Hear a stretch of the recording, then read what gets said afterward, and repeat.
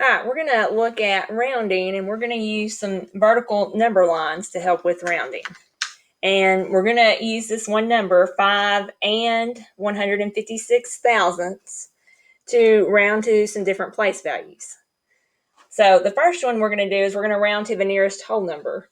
And when you're asked to round to the nearest whole number, that's just another way of saying round to the nearest ones place.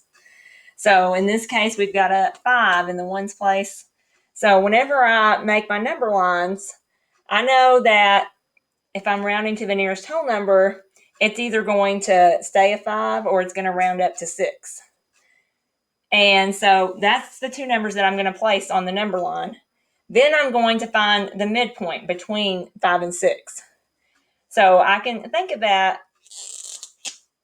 I can go ahead and put my next place value and think of this as being 5.0, which is, 5 and 0 tenths. We don't normally write it like that, but that can kind of help us to see, what's in the middle of these two.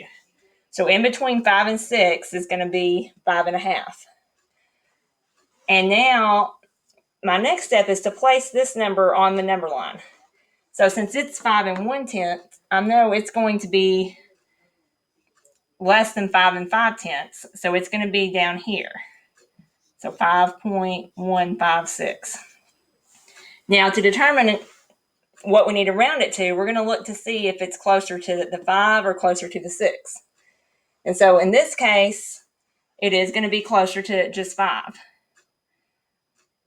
If it were exactly halfway, if it was on the midpoint, then we would go ahead and round up. But since this one is closer to 5, then when we're rounding to the nearest whole number, it is going to round to just 5. So 5 and 156 thousandths is going to be closer to 5 than it is to go up to 6. So I can just write 5 as my answer. Since we're rounding to the whole number, that's the last digit that I have to have is the whole number digit. Now to use this number next, we're going to round to the tenths place. So I've set this up. It's either going to stay 5 and 1/10 or it's going to go up to 5 and 2/10. And again, since we're rounding to the tenths place, that's the last digit that we'll have in our answer. It'll be the tenths place. So I'm going to go ahead and place this number on my number line. Before I do that, though, I'm going to go ahead and find the midpoint. So in between 5 and 1/10 and 5 and 2/10, if we do it like this, we can kind of see in between 10 and 20 is going to be 15. 15 is in the middle of those.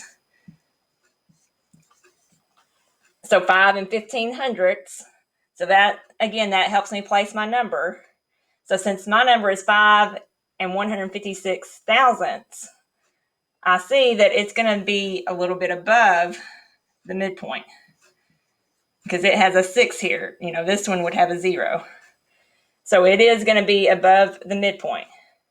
So in this case, if we're rounding to the tenths place, we can see since it's above the midpoint, it's closer to 5 and 2/10 than it is 5 and 1/10.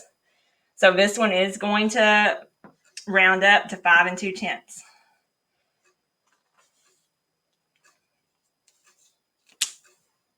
And then we're going to round this to one more place value. Now we're going to round it to the hundredths place.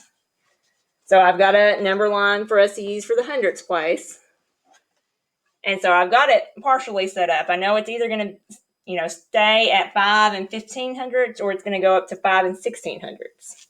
But again, we want to find the midpoint. So the midpoint in between 150 and 160 is going to be 155 thousandths. So that's what, this looks like.